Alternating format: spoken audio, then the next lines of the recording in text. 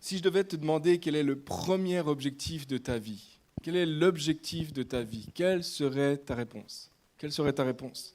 Si on passait le micro dans la salle, il y aurait toutes sortes de réponses. Si on passait le micro dans la rue, et je pense que ça créerait des problèmes de Larsen, donc on ne va pas faire ça. Peut-être, je ne sais pas en fait. Mais si on posait la question dans la rue, dans la salle, voilà, parmi nos amis, c'est quoi l'objectif de ta vie? Il y aurait toutes sortes de réponses. Certains diraient probablement quelque chose du genre « je voudrais être heureux ». L'objectif de ma vie, c'est d'être heureux. D'autres diraient peut-être « je veux réussir ma vie, je veux réussir sur tous les plans, professionnels, personnels, etc. etc. » Certains diraient peut-être « je veux être confortable financièrement. L'objectif de ma vie, c'est de ne plus avoir de problème d'argent.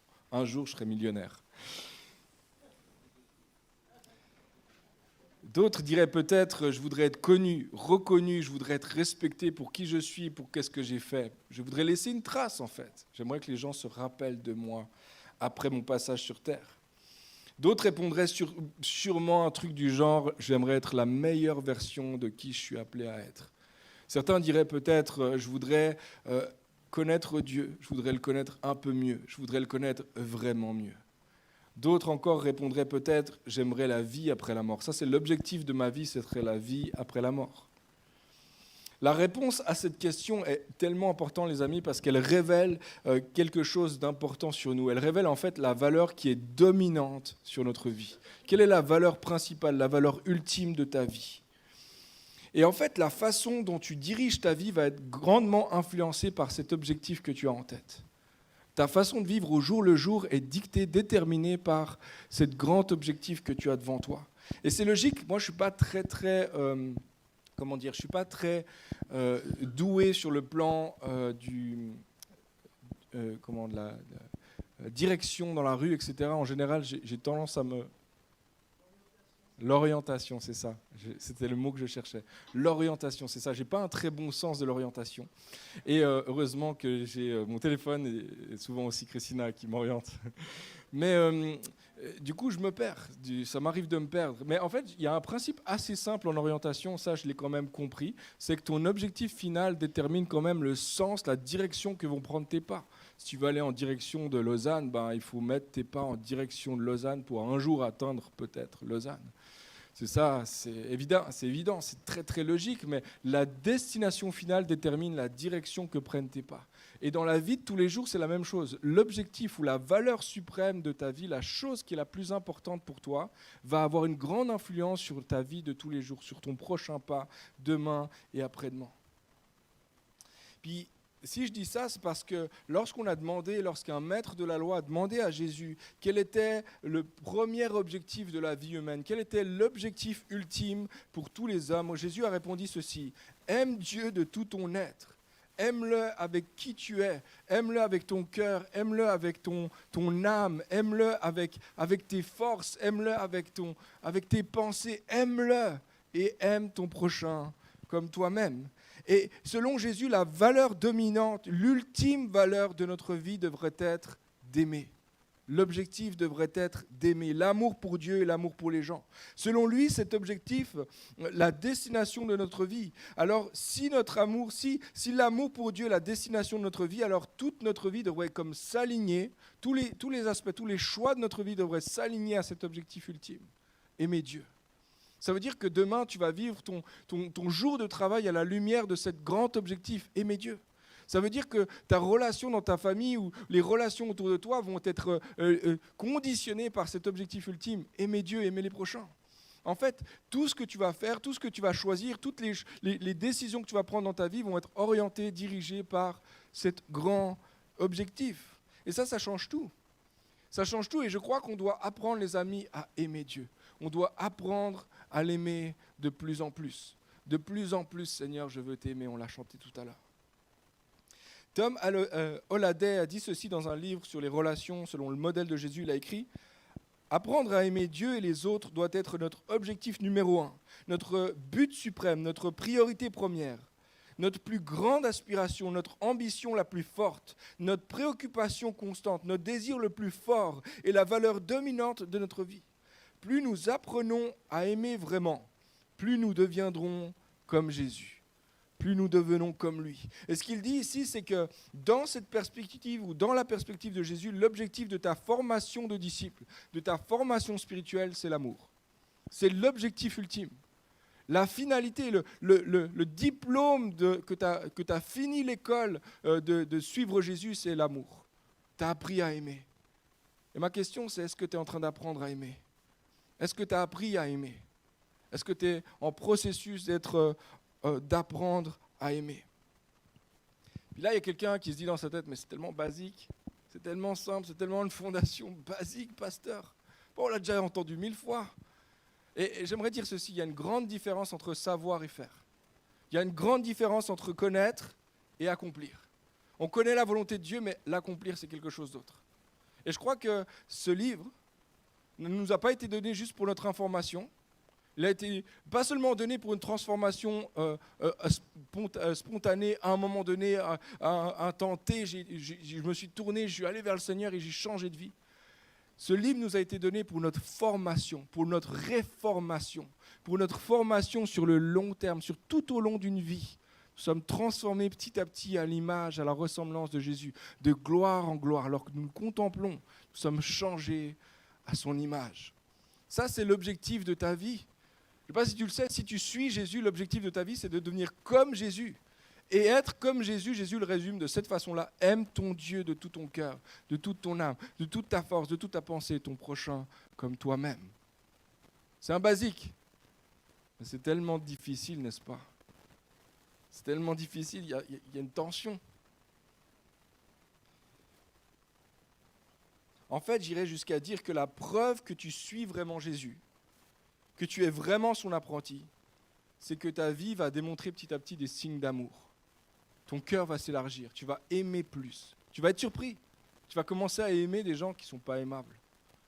Tu vas commencer même à aimer tes ennemis.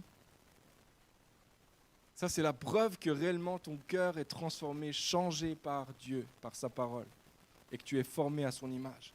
Jean va dire ceci, 1 Jean 4, verset 7. « Bien-aimés, aimons-nous les uns les autres, car l'amour est de Dieu. Et quiconque aime est né de Dieu et connaît Dieu. Celui qui n'aime pas n'a pas connu Dieu, car Dieu est amour. » La preuve que tu connais Dieu, c'est l'amour. Si tu aimes, ok, on peut dire que tu connais Dieu. Mais si tu as tellement de difficultés à aimer, on peut mettre en question, selon Jean, on peut remettre en question ton amour ou le fait que tu suis Jésus vraiment. L'amour est la preuve que tu suis Jésus, que tu es formé à son image. Et on n'arrive pas vers Jésus avec un amour débordant. On arrive justement vers Jésus brisé, complètement brisé. Seigneur, j'ai besoin d'apprendre à aimer comme tu m'as aimé.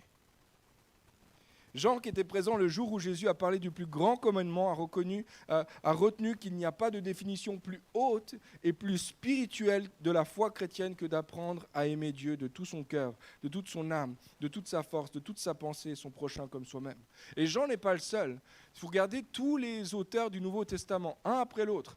Pierre, Jacques, Paul, Jean, on en a parlé, aborde toutes sortes de thèmes. Vous lisez les lettres, il y a toutes sortes de thèmes qui sont abordés, mais systématiquement, toujours, vous pouvez faire l'exercice à la maison. Il n'y a pas une lettre qui ne parle pas d'amour. Ils ont tous en commun ce concept immense, apprends à aimer. Il faut que tu aimes. C'est la preuve du fait que tu suis Jésus, c'est que tu apprends à aimer. En fait, c'est le signe distinctif d'une marche chrétienne authentique. Apprendre à aimer. Et je crois que toi et moi, on doit humblement ce matin arriver devant la croix et dire « Seigneur, oui, j'aime, mais c'est tellement misérable, c'est tellement petit. J'ai tellement besoin d'apprendre à aimer comme toi, tu m'as aimé. J'ai tellement besoin de faire exploser tous les mauvais concepts de qu'est-ce que c'est l'amour dans ma tête parce qu'en fait, j'ai besoin d'une nouvelle définition de l'amour. J'ai besoin d'aimer comme toi tu aimes. Je veux être comme toi, Seigneur. » Amen. J'ai vraiment aimé le message la semaine passée, était très très bon. Si vous ne l'avez pas entendu, notre ami Arnaud qui vient de Vevey a apporté un message sur « Aime le Seigneur de toute ton âme ». Et puis j'ai tellement aimé sa prière en commençant, elle était toute simple, mais il disait « Seigneur, aide-nous, apprends-nous à t'aimer plus profondément et plus concrètement. » Plus profondément et plus concrètement, Seigneur.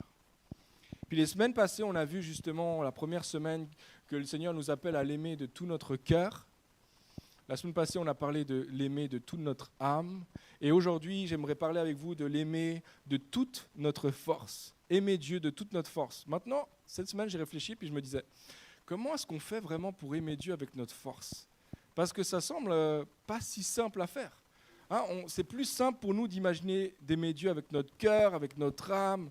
Enfin, on l'imagine comment on peut le faire. Mais comment on peut faire pour aimer Dieu avec notre force? Est-ce qu'on le serre plus fort? Est-ce qu'on serre la Bible fort contre nous? Je t'aime! Dans la famille de Christina, le père à Christina, il est génial. Il y a une chose que j'aime de lui, il y a plein de choses que j'aime de lui, mais une des choses que j'aime de lui, c'est qu'il démontre beaucoup d'amour envers mes enfants. Donc ses petits-enfants aussi. Il les prend dans ses bras et puis il dit « serre fort, serre plus fort, fort, fort, fort, fort !» Et en fait, je trouve ça tellement beau. Mais est-ce que Dieu veut ça de nous? Est-ce qu'il veut qu'on le serre fort, avec toute notre force? Comment on fait? Dieu, il n'est pas corps. Comment on fait? Il est esprit. Comment on fait pour aimer Dieu avec toute notre force? Le mot grec ici que Jésus utilise, c'est le mot ischus, je crois que c'est comme ça qu'on le dit. Un mot qui faisait référence à la force physique, à la force ou à la capacité corporelle, à la puissance du bras ou à la puissance de la main. Alors, aimer Dieu de toute ma force, c'est premièrement, et c'est mon premier point ce matin, c'est l'aimer avec les forces de ma main. Avec les forces de ma main, avec mon corps, avec les capacités de mon corps. Tu vois, si le cœur est le trône qui dirige tous les domaines de ta vie, et que ton âme correspond à toute la partie cachée de ta vie, ou toute la partie intérieure de ta vie, alors tes forces représentent toute la facette visible ou physique de ta vie. Et le Seigneur veut que nous l'aimions avec tout ce qu'il y a à l'intérieur de nous, puis avec aussi tout ce qu'il y a à l'extérieur de nous, avec notre corps. Est-ce que tu savais que tu pouvais utiliser ton corps pour aimer Dieu? Tu peux utiliser ton corps pour aimer Dieu.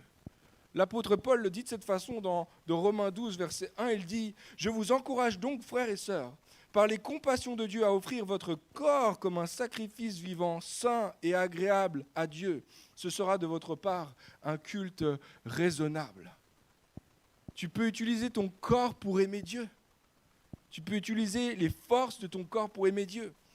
Mais pour comprendre la portée des mots de Paul ici, il faut se rappeler que Romains, on ne commence pas au chapitre 12, ça commence au chapitre 1, c'est logique. Mais pendant 11 chapitres, Paul va dépeindre l'évangile de manière magistrale. Et il va dire, Jésus a accompli quelque chose d'extraordinaire. Et c'est par la grâce que vous êtes sauvés. Le salut est pour chacun d'entre vous. Et c'est par la grâce que vous êtes sauvés, par le moyen de la foi. Et il dépeint, en fait, c'est magnifique. Certains parlent d'une cathédrale théologique. On parle vraiment de l'essence de ce que c'est l'évangile. Et il arrive au chapitre 12 et il dit, donc, offre ton corps. Après tout ça, ce qui est logique à faire, c'est d'offrir ton corps. Moi, je ne sais pas si vous auriez pensé à ça aussi. Moi, je me serais dit, probablement, si c'était moi qui avais écrit l'Épître aux Romains, j'aurais dit peut-être quelque chose comme « offre tout ton cœur, offre toute ta vie, offre, je ne sais pas, tes louanges, offre ta prière, offre ta reconnaissance. » Mais Paul dit, un culte raisonnable, c'est d'offrir ton corps. Offre ton corps. Puis je crois que dans notre culture, on n'aurait pas pensé à ça parce qu'en fait, ça ne fait pas forcément de sens. Ce n'est pas la première chose qui serait venue dans nos têtes.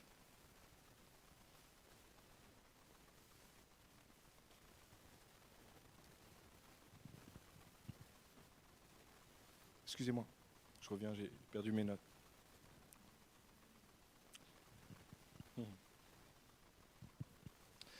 Offrir son corps, en fait, c'est ce que Paul dit, c'est que offrir son corps, c'est ce qui est logique à faire lorsqu'on a reçu l'Évangile. Quand on comprend l'Évangile, la réponse logique, ce qui est raisonnable à faire, c'est d'offrir son corps. C'est de lui offrir complètement son corps. Et ce genre de parole sonne un petit peu bizarre dans notre culture. Ça sonne bizarre parce qu'en fait, on a tendance aujourd'hui à séparer ce qui est du corps et ce qui est de l'âme. On a tendance à voir en fait la condition humaine comme séparée, comme duel, ou comme dualiste. On parle de dualiste cartésien. On parle vraiment du corps d'un côté et de l'esprit de l'autre. de la vie extérieure et de la vie intérieure. Et en fait, malheureusement, cette réalité vient en fait, ou cette compréhension du corps ou de l'être humain, nous vient en fait des philosophes grecs plus que de la Bible. Les philosophes grecs, je le disais, c'est dualisme cartésien, c'est une théorie qui a été élaborée par Platon, Aristote, puis ensuite qui a été développée par Descartes. C'est pour ça qu'on appelle ça le dualisme cartésien. Puis en fait, de manière très très simplifiée, cette vision de la nature humaine, en fait, dans cette vision de la nature humaine, l'homme est une âme emprisonnée dans un corps. Il est un être spirituel qui est emprisonné dans une enveloppe charnelle. Il est en fait un être doué d'intelligence et d'émotion et capable de choix, mais qui est limité par son propre corps, par un corps qui est limité. Et en fait, cette façon de penser l'être humain produit en fait une sorte de mépris du corps. Parce que tout ce qui est à l'intérieur, l'âme, l'esprit, la volonté, etc., c'est des bonnes choses. En tout cas, il considérait ça comme ce qui est élevé dans l'homme. Et tout ce qui était du corps, tout ce qui était physique était méprisé. Et du coup, il y avait vraiment une dichotomie dans la façon de vivre leur vie. C'est-à-dire que tu étais capable à l'époque, quand tu vivais dans la culture grecque, en fait, d'être quelqu'un de très érudit sur le plan intellectuel, d'avoir des connaissances, etc., d'être très profond aussi, très spirituel. Mais la seconde d'après, d'aller au temple vers les prostituées sacrées et de consacrer ton corps, en fait, à la prostitution. Puis il n'y avait absolument aucun problème à ça, parce que le corps était voué en fait à disparaître, alors que l'âme, la vie intérieure, était appelée en fait à rester, à demeurer pour l'éternité. Puis dans notre culture, malheureusement, on a été marqué par un héritage grec, des philosophies grecques. Puis malheureusement, ce n'est pas seulement notre culture, mais l'Église en a hérité aussi. Et bien souvent, il y a beaucoup de chrétiens qui font cette différence entre le corps et l'âme, entre la vie charnelle et la vie spirituelle, comme si c'était moins spirituel le corps, comme si c'était quelque chose qui était finalement pas si important. Un jour, mon corps va disparaître, mais mon âme va demeurer. Laissez-moi vous dire que c'est absolument pas biblique. C'est absolument pas biblique. En fait, lorsque Dieu a créé l'homme, il l'a créé de la terre, de la poussière, de la matière si on veut, et il a soufflé son esprit en lui. En fait, l'être humain est composé à la fois de matière et de vie spirituelle ou d'esprit. Et il est les deux. C'est l'alliage de la matière et de l'esprit, du corps et de l'âme qui fait l'être humain, ensemble. Lorsque le péché est entré dans le monde, c'est un autre exemple, mais lorsque le péché est entré dans le monde par la désobéissance des hommes, en fait, il a touché à la fois, il a amené en fait une confusion à la fois dans l'âme, il y a la honte qui est là, mais il y a aussi le corps. D'un coup, il y a la maladie qui est entrée, d'un coup, il y a la mort qui est entrée. Le péché a affecté à la fois l'âme et le corps. Les deux, il a affecté tout l'être humain, ensemble. Un autre exemple qui est frappant, c'est quand on lit les évangiles, on regarde Jésus marcher de ville en ville, de village en village. Et lorsqu'il s'approche des gens, non seulement il les guérit, il leur apporte le salut, mais il leur apporte aussi un salut du corps. C'est fou comme Jésus n'a pas apporté un salut uniquement spirituel. Jésus a apporté un salut qui est très très corporel, très physique. D'ailleurs, le mot guérir, c'est le même mot que le mot sauver, sozo. C'est-à-dire que lorsque Jésus guérit, il dit « ta foi t'a sauvé ». Des fois, on a ça dans la Bible. « Ta foi t'a sauvé ». Mais littéralement, tu pourrais dire « ta foi t'a guéri ». Et l'inverse, c'est juste aussi. Tu as été guéri par la foi. Tu as été sauvé par la foi. En fait, Jésus vient guérir, sauver ton corps et ton âme. Parce que tu es une seule personne, ce n'est pas séparé. Ton corps et ton âme, c'est toi. Tu n'es pas une âme emprisonnée dans un corps. Tu es à la fois ton âme et ton corps, les deux, ensemble. Peut-être la plus grande démonstration que pour Dieu que tu es à la fois âme et corps, c'est la résurrection de Jésus-Christ. Je ne sais pas si tu as réalisé, mais Jésus n'est pas juste ressuscité spirituellement. Il n'est pas juste un esprit. Jésus est ressuscité corporellement, physiquement. Il y avait vraiment un corps devant les disciples. Ils ont vraiment vu Jésus avec les trous dans ses mains et dans son côté. Réellement, Dieu a ressuscité Jésus-Christ d'entre les morts, physiquement également. Et ça veut dire que tu vas pas, parce que parfois on s'imagine que pour l'éternité, nous serons comme des esprits qui allons flotter de nuage en nuage, chantant des chants, des cantiques, etc. Enfin, je ne sais pas comment tu veux chanter sans bouche déjà, premièrement, mais voilà, on s'imagine qu'on est comme ça, un petit peu flottant au-dessus de la terre et tout. La vérité, c'est que c'est absolument pas biblique, ça. Ton éternité, ça se passe sur la terre et tu es un corps. Et tu vis sur la terre, dans une terre qui est renouvelée, où il n'y a plus de souffrance, il n'y a plus de mort, il n'y a plus de larmes. Tu vis avec Dieu pour toujours sur une terre renouvelée, dans un corps. Et ton âme et ton corps sont éternels, ensemble. Ce qu'il faut retenir ici, c'est que dans la perspective biblique, tu as à la fois corps et âme, les deux. Tu es les deux. Une image qui peut t'aider peut-être à comprendre, c'est l'image de la pièce de monnaie. Il y a une pièce de monnaie qui va s'afficher à l'écran, mais j'en ai pris une avec moi aussi, elle est là. Une pièce de monnaie, elle est composée de piles et de faces. Et en fait, sans piles, il n'y a pas de pièce de monnaie. Sans face, il n'y a pas de pièce de monnaie. C'est piles et faces. C'est faces et piles qui font la pièce de monnaie. Il faut les deux côtés. Et toi, tu es composé à la fois d'âme et de corps. Tu es âme et corps, les deux. C'est pour ça que Paul va dire à l'église de Corinthe, il va le dire en 1 Corinthiens 6, verset 19, « Ne savez-vous pas que votre corps est le temple du Saint-Esprit et qui est en vous, que vous avez reçu de Dieu et que vous ne vous apparteniez point à vous-même, car vous avez été rachetés à grand prix. Glorifiez donc Dieu dans votre corps et dans votre esprit, dans les deux, qui appartiennent, pluriel, à Dieu. Corps et esprit, pluriel, qui appartiennent à Dieu. Les deux. Glorifiez Dieu dans votre corps et dans votre esprit. Si tu es chrétien, ta vie intérieure et ta vie physique ne t'appartiennent plus à toi-même. Tu as été racheté à grand prix, on l'a entendu tout à l'heure. Ça n'a pas coûté, ça n'a pas rien coûté, ça a tout coûté en fait à Dieu. Et c'est ton corps et ton âme qu'il est venu racheter. Les deux. Et je crois que nous pouvons apprendre à aimer Dieu avec notre corps, avec notre être entier, avec notre âme, oui, mais aussi avec notre être physique, avec notre force. Alors voici quelques principes de comment est-ce que tu peux aimer avec tes forces ou avec les forces de ta main. Premièrement, apprends à aimer ton corps et à en prendre soin. Apprends à aimer ton corps et à en prendre soin. 1 Corinthiens 3, verset 16, Paul dit ceci, « Ne savez-vous pas que vous êtes le temple de Dieu et que l'Esprit de Dieu habite en vous ? Si quelqu'un détruit le temple de Dieu, Dieu le détruira, car le temple de Dieu est saint, et c'est ce que vous êtes. » Le temple appartient à Dieu, le corps appartient à Dieu. Et en fait, tu dois apprendre à aimer ce corps que Dieu t'a donné, parce qu'il est temple. Je crois qu'il y a une vraie révolution qui peut se passer dans ta vie si tu commences à voir ton propre corps comme le temple de Dieu. Ça changera tout. Les amis, on a tous des complexes. On a tous des complexes, trop petits, trop grands, trop gros, trop minces, trop. On a tous plein de complexes. La vérité, c'est que tu peux changer ta perspective sur ta vie lorsque tu comprends que ton corps est le temple du Saint-Esprit. Même les choses que tu n'aimes pas de ton corps. Même les choses que tu n'aimes pas de ton corps. J'aimerais dire à quelqu'un ce matin, ce n'est pas ce Xème régime à la mode dont tu as besoin. En fait, je crois que les choses vont changer dans ton cœur, dans ton âme et probablement aussi dans ton corps lorsque tu vas voir ton corps à la lumière de cette vérité biblique. Tu es temple de Dieu. Ton corps est temple de Dieu.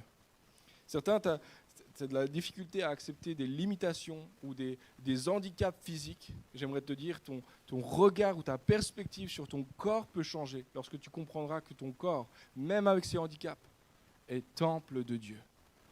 Une église demeure une église, même lorsqu'elle lui manque une partie du bâtiment, l'église demeure église. J'aimerais dire ceci, ton corps reste un temple même lorsqu'il est affaibli, même lorsqu'il est limité, même lorsqu'il est handicapé. Pour certains, la seule manière de lutter contre les complexes profonds, c'est d'apprendre à regarder ton corps comme une merveille, une merveilleuse création de Dieu. Vous connaissez ce passage probablement dans le psaume 139.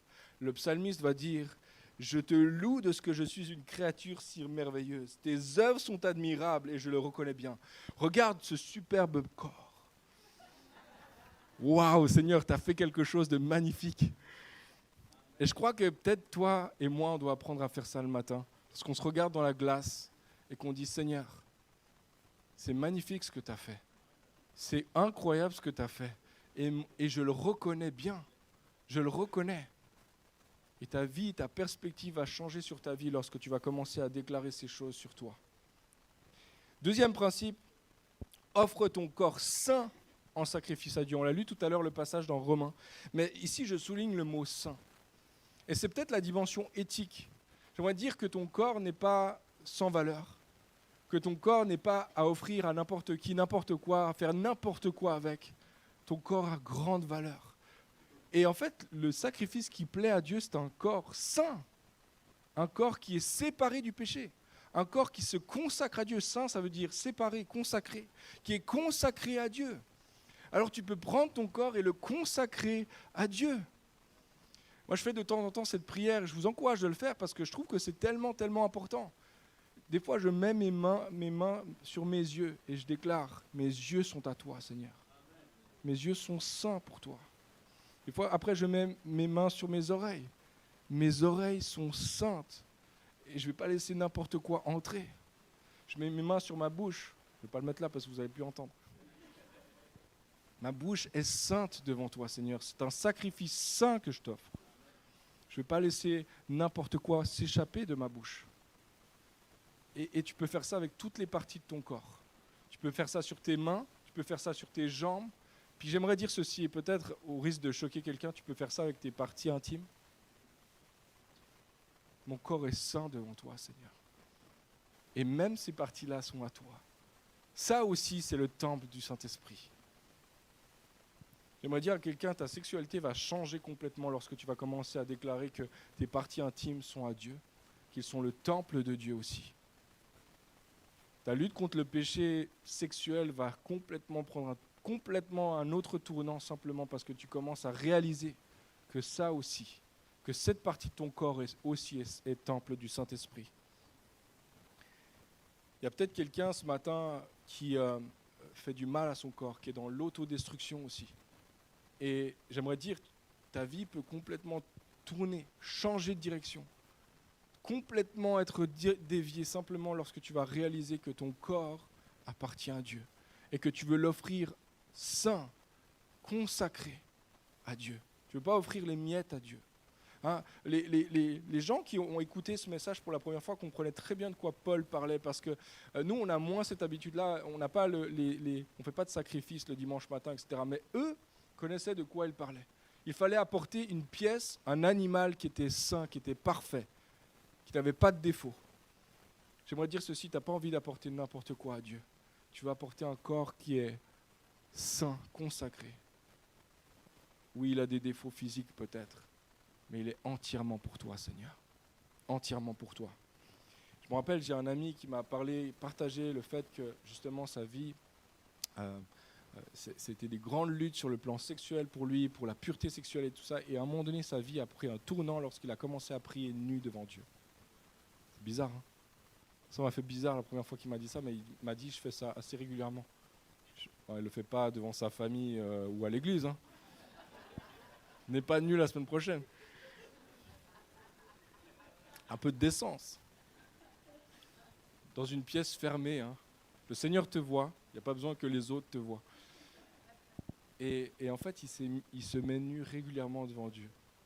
Et en fait, tu me vois comme ça, Seigneur. Même quand j'ai mes habits, tu me vois nu. Et en fait, je m'offre à toi. J'offre mon corps. Je m'offre à toi, Seigneur. C'est plus un rappel pour lui que pour Dieu, en fait. Troisième principe, mets ton corps au service de la justice. Mets ton corps au service de la justice. Paul va dire en Romains 6, verset 13, « Ne livrez pas vos membres au péché comme des instruments d'iniquité ou d'injustice, mais donnez-vous vous-même à Dieu comme étant vivants de mort que vous étiez, et offrez à Dieu vos membres comme des instruments de justice. » Pour certains, tu as été pendant des années, tu as utilisé tes bras, tu as utilisé tes jambes, tu as utilisé ta bouche pour faire le mal. En fait, pour la majorité d'entre nous, ça a été le cas. J'en fais partie. Et en fait, ce que Paul est en train de dire, c'est que depuis que maintenant, tu as considéré que maintenant que Christ est ton Seigneur et ton Sauveur, qu'il a racheté ton corps, tu peux consacrer les mêmes membres qui faisaient du mal pour faire le bien. Consacre tes membres pour faire le bien autour de toi. pour faire la justice autour de toi. Ces mains qui ont fait du mal, tu peux les utiliser pour faire le bien. Ces yeux qui ont regardé pour faire le mal ou qui ont critiqué pour faire le mal peuvent maintenant être des yeux doux qui utilisés pour le bien. Cette bouche qui a été source de malédiction peut devenir une bouche qui est source de bénédiction. Tu peux utiliser les membres qui ont été des instruments d'injustice pour la justice de Dieu. J'aimerais dire qu'une des meilleures manières de lutter contre toute forme de péché, quelle qu'elle soit, c'est d'utiliser le temps, l'énergie, la force que tu y mettais pour faire le péché, pour faire quelque chose de bien. On lutte contre le mal en faisant le bien, ce que la parole nous dit. Il faut que tu remplaces le temps, l'énergie que tu consacrais au mal pour le faire, pour faire du bien. Certains, il y a des addictions, il y a des difficultés, des luttes contre certains péchés.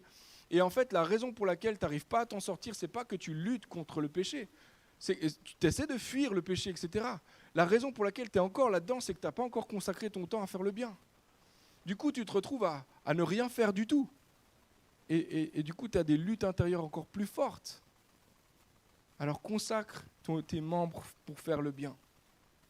Maintenant, ce qui est intéressant, dans le mot qui a été traduit par force et capacité, c'est que dans l'hébreu, on parle d'un mot qui va bien plus loin que ça. On parle de ressources, on parle d'argent, on parle de richesse. Lorsque Dieu dit « tu aimeras le Seigneur ton Dieu de toute ta force », il dit aussi, en quelque sorte, de toutes tes ressources, de toutes tes capacités, de toutes tes richesses aussi. Et je crois que c'est non seulement nous aimons le Seigneur de toute notre force quand nous l'aimons avec la force de nos mains, mais également avec ce que nos mains possèdent, avec ce que nos mains détiennent, avec ce qui est à l'intérieur de nos mains. Une fois de plus, Dieu veut que nous l'aimions de tout notre être, que tout ce que nous sommes soit pour lui, mais aussi tout ce que nous avons, tout ce qui est entre nos mains. Tout ce que j'ai, Seigneur, est pour toi. Et je sais que c'est un sujet un peu sensible à aborder là. On parle d'argent, mais je sais que c'est un sujet sensible, surtout aussi dans le contexte de l'Église, parce que malheureusement, parfois, ça a causé des blessures, ça a causé toutes sortes de culpabilités, parfois des formes d'abus, il faut le reconnaître. Et si c'est votre cas, je vous demande pardon au nom de l'Église, au nom des Églises. Mais la réalité, c'est que je crois qu'en fait, nous ne pouvons pas en faire un sujet tabou. Et ça, pour plusieurs raisons. La première raison, c'est parce que ce sujet est beaucoup, beaucoup trop dans nos pensées au long de la semaine pour que Dieu n'en parle pas. Tout ce qui te préoccupe le cœur de Dieu. Tout ce qui est sur ton cœur préoccupe le cœur de Dieu. Il faut donc en parler premièrement. Deuxièmement, parce que la Bible en parle très souvent. Le mot argent apparaît plus de 400 fois dans la Bible. Le mot richesse ou le concept de la richesse ou des biens matériels apparaissent 800 fois dans la Bible.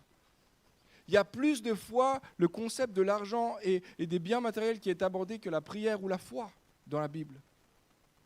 Je ne sais pas si vous saviez, mais une grande majorité des messages de Jésus, des sermons de Jésus étaient soit à propos de l'argent ou soit il utilisait des métaphores en lien avec les biens matériels. Une grande majorité. En fait, on considère que plus de la moitié de ces messages parlaient, et Jésus parlait à un moment donné d'une manière ou d'une autre d'argent. On parle ce matin d'argent, ça fait à peu près une année qu'on n'en a plus parlé, quelques semaines près. C'était en juin l'année passée qu'on a parlé d'argent. J'aimerais vous dire, vous êtes contents quand même qu'on n'en parle pas chaque semaine quasiment. Presque une semaine sur deux, il faudrait si on voulait respecter le rythme de Jésus. 25 messages, 30 messages par année, l'argent. Alors, de quoi on va parler aujourd'hui ? D'argent. Je pense que vous êtes contents, mais je crois qu'on ne peut pas en faire un sujet tabou. On ne peut pas en faire un sujet tabou. Ce qui nous amène à notre troisième raison. Pour Jésus, l'argent n'est pas neutre spirituellement. Pour Jésus, l'argent est un concurrent direct à Dieu sur le trône de ton cœur. C'est un concurrent direct. Il faut qu'il confronte le concurrent. Il ne peut pas laisser le concurrent comme ça. Jésus a déclaré en Matthieu 6, verset 21, « Là où est ton trésor, là aussi sera ton cœur. » Verset 24, « Personne ne peut servir 2 maîtres, car ou il détestera le premier et aimera le second, ou il s'attachera au premier et méprisera le second. Vous ne pouvez pas servir Dieu et l'argent. Vous ne pouvez pas servir Dieu et l'argent. Il faut choisir. L'un des deux va régner. L'un des deux va régner. Ce qu'il dit ici, c'est qu'en fait, le vrai enjeu derrière l'argent, c'est ton cœur. En d'autres termes, l'argent a un pouvoir d'attraction sur ton cœur et il peut te voler l'amour pour Dieu. Paul dit à Timothée, son protégé, il va le dire dans 1 Timothée 6, verset 10, « L'amour de l'argent est la racine de tous les maux. Et quelques-uns, en possédant l'amour de l'argent, on ne parle pas de posséder l'argent, mais en possédant l'amour de l'argent, se sont égarés loin de la foi, se sont jetés eux-mêmes dans bien des tourments. » Paul et Jésus sont sans équivoque. Il est impossible d'aimer Dieu et d'aimer l'argent en même temps.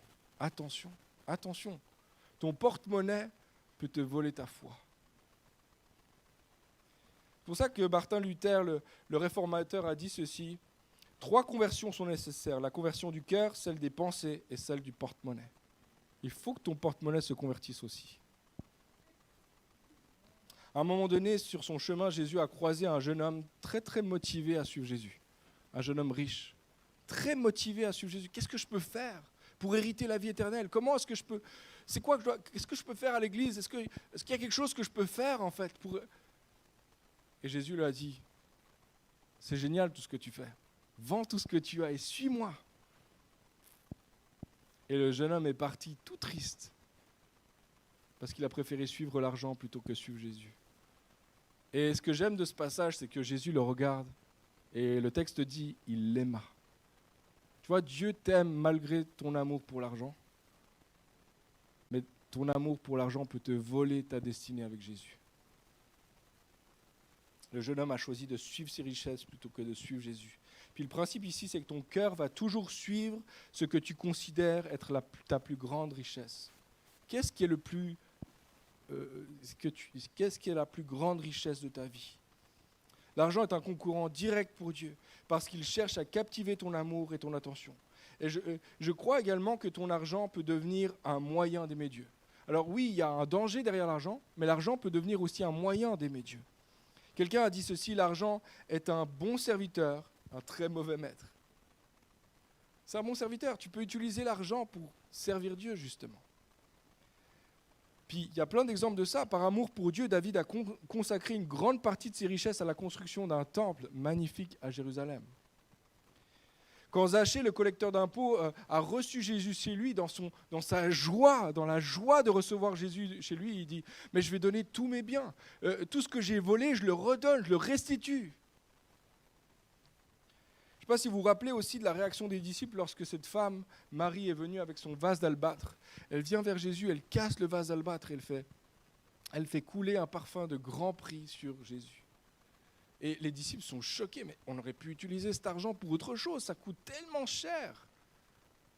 Et Jésus dit non, c'est magnifique ce qu'elle a fait. Et partout où sera prêché l'évangile, on va raconter son histoire, on va raconter ce qu'elle a fait. Je crois que tu peux utiliser l'argent pour honorer Jésus. Tu peux utiliser ton argent, tes richesses, pour honorer Jésus. Jésus ne critique pas le fait que tu as de l'argent, il critique l'amour de l'argent. Plus tard, lorsque la crucifixion a eu lieu, on nous parle en quelques lignes, quelques versets d'un homme qui s'appelle Joseph d'Arimathée.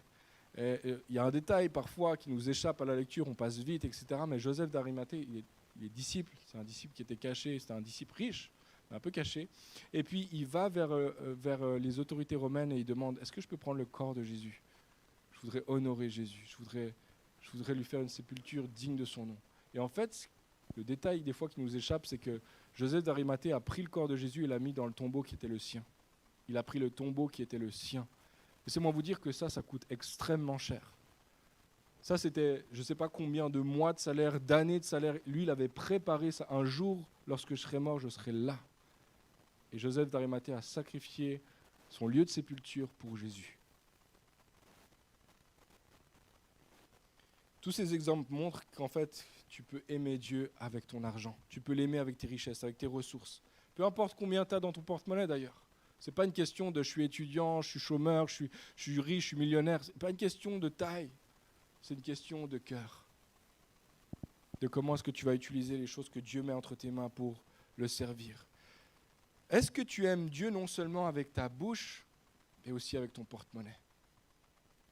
Est-ce que tu l'aimes avec ton porte-monnaie également? Mike Breen a dit ceci, « La façon dont nous dépensons nos ressources montre ce à quoi nous dévouons nos vies. » La façon dont nous dépensons notre argent montre ce qui est le plus important en réalité dans notre vie. Ta façon de gérer tes biens, ce que tu as entre tes mains montre ce qui est le plus important pour toi. L'argent peut devenir un moyen d'aimer Dieu. Et voici comment. 3 principes de nouveau.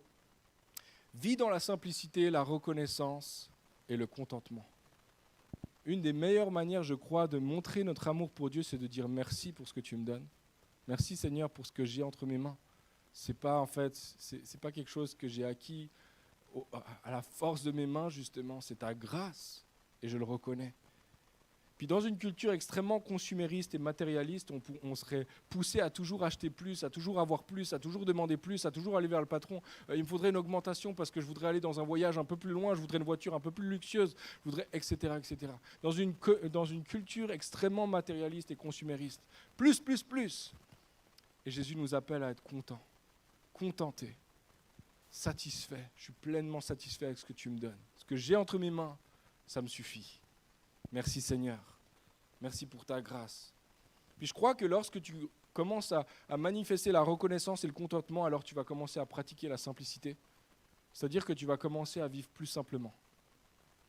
Tu vas dire en fait ces choses-là me suffisent. Je n'ai pas besoin de cette chose-là en plus dans ma vie. J'ai déjà tout ce qu'il faut pour combler mon cœur. Je n'ai pas besoin de plus d'argent. Je suis déjà bien avec ce que Dieu me donne. Je n'ai pas besoin d'acheter plus. J'ai tout ce que j'ai en Dieu, tout ce que j'ai besoin en Dieu. En d'autres mots, nous devons apprendre à dire merci pour ce que j'ai. Je suis bien avec ce que j'ai. Et commencer à pratiquer simplement la simplicité. Simplicité. Ma joie ne dépendra pas de quelque chose entre mes mains. Premier principe. Deuxième principe, gère bien tes biens. Gère bien tes biens. Je suis assez fier de ma petite...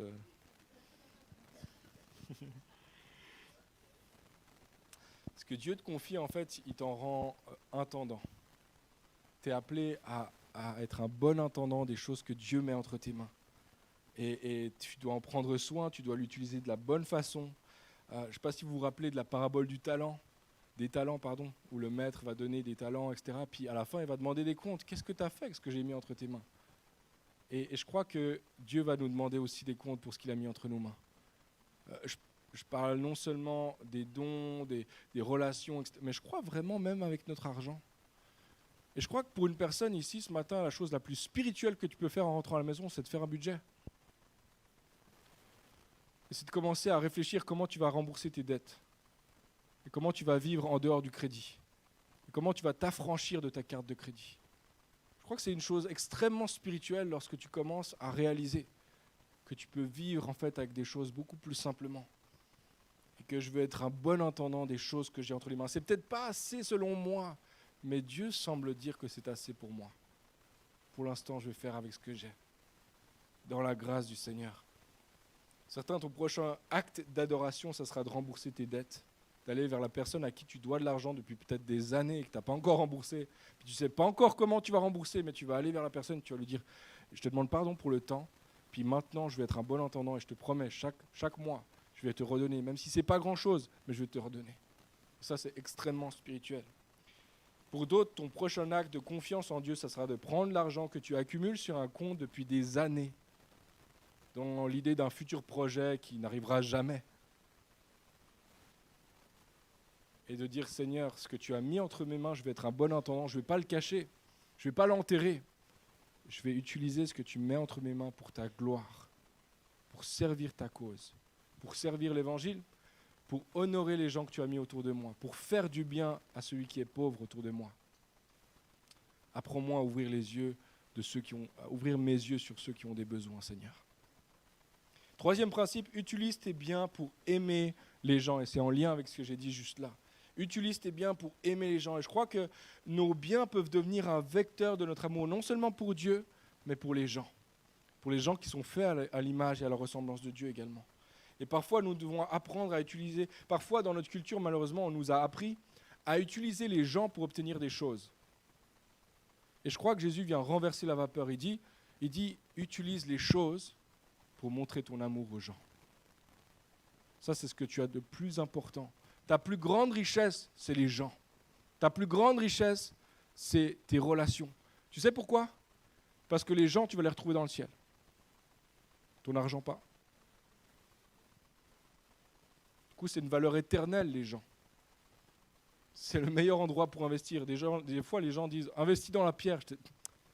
C'est faux. C'est faux. Investis pas dans la pierre. Investis dans les gens. Parce que la pierre va disparaître. Les gens, tu vas les retrouver dans l'éternité. C'est cette parabole dans Luc 16. Plusieurs connaissent ce passage. Mais Jésus va utiliser en fait l'image d'un homme, un serviteur qui utilise mal les richesses ou qui prend les richesses en fait pour se faire des amis, les richesses de son maître, pour faire des amis. Et puis il va prendre son exemple et il va dire au verset 9, « Si vous avez des richesses entachées d'injustice, utilisez-les pour faire des amis. Ainsi le jour où elles vous échapperont, ils vous accueilleront. » Donc vos amis vous accueilleront dans les demeures éternelles. Utilise ton argent qui est entaché d'injustice. On ne sait pas dans quelle main elle est passée, cette pièce d'argent. Je ne sais pas où est-ce qu'elle est passée. Elle est entachée d'injustice, c'est sûr.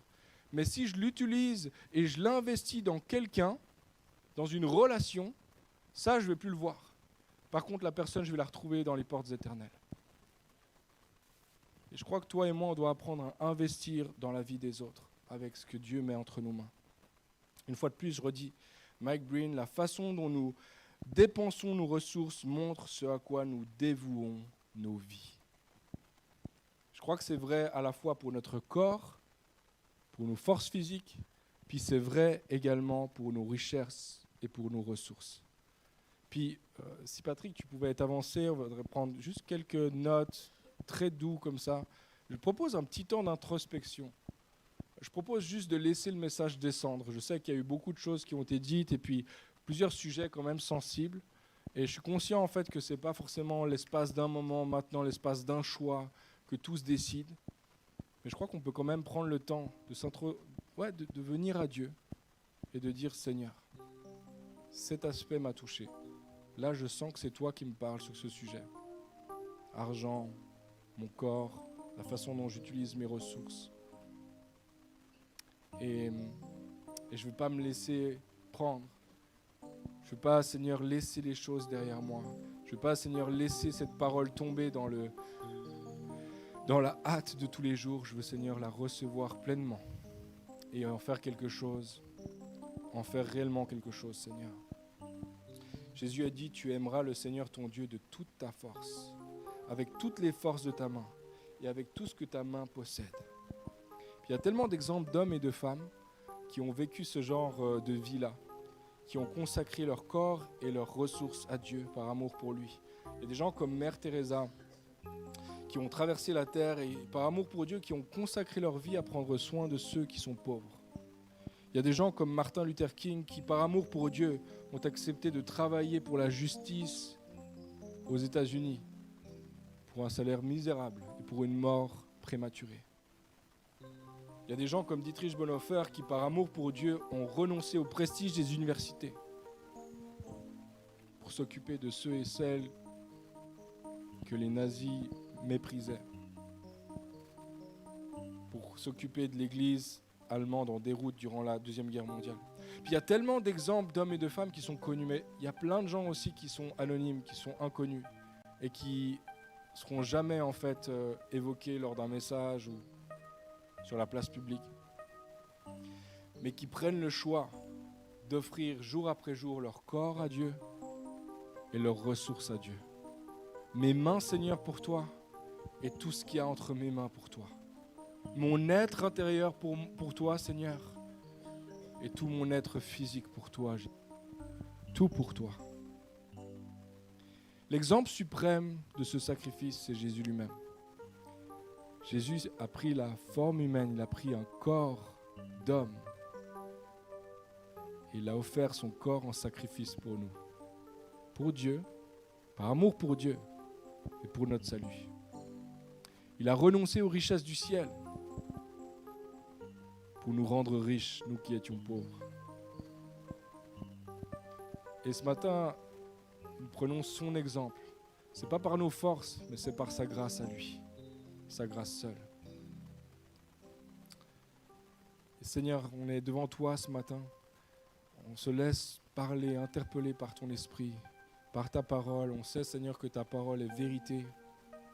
On sait, Seigneur, que tu nous vois, Seigneur, au-delà de nos apparences, au-delà même des habits que nous portons, Seigneur, que tu connais nos vies entières, que rien n'est caché devant toi. Et c'est comme ça que nous venons à toi ce matin, connaissant aussi que même si tu connais parfaitement nos défis et nos défauts, tu nous aimes profondément. Et ton amour surpasse, ton amour dépasse, ton amour est tellement attirant pour nous. Et Seigneur, en réponse à ton amour, nous voulons nous t'aimer de tout ce que nous sommes, avec tout ce que nous avons, avec notre corps, avec nos forces, puis avec tout ce que notre main détient, pour ta gloire et ta gloire seule, Jésus, pour t'aimer et pour apprendre à t'aimer. Je te bénis, Seigneur, parce qu'aujourd'hui, tu nous interpelles. Certains sont interpellés profondément. Et par ton esprit, en ce moment, tu veux guérir, restaurer, tu veux sauver. Je te bénis, Seigneur, pour cette parole qui est parole de vie pour celui qui la reçoit. Merci, Jésus-Christ, de nous donner, de nous attacher à ta parole par la foi ce matin et d'entrer avec reconnaissance, avec humilité dans tes projets, dans tes plans pour notre corps et pour nos richesses. Prions en ton nom, Jésus-Christ. Alléluia, Seigneur. S'il y a quelqu'un ce matin qui se sent interpellé d'une manière ou d'une autre par le message, je te propose simplement là où tu es, je crois que c'est tellement à propos en lien avec ce message, de te lever. C'est un acte physique, c'est ton corps qui se lève, tu te lèves devant Dieu et physiquement tu dis « Je veux m'offrir à toi, Jésus. Je veux m'offrir corps et âme à toi, Seigneur. Je veux m'offrir avec toutes mes richesses à toi, Seigneur. Il n'y a rien, Seigneur, que je te retiens. Il n'y a rien, Seigneur, que je te ne donne pas. Tout est pour toi, Seigneur. » Tu peux te lever à ta place. Là où tu es, simplement, tu mets ta main sur ton cœur et tu dis, Seigneur, je te donne tout. Tout pour toi. Je veux t'aimer avec tout, Seigneur, pour ta gloire.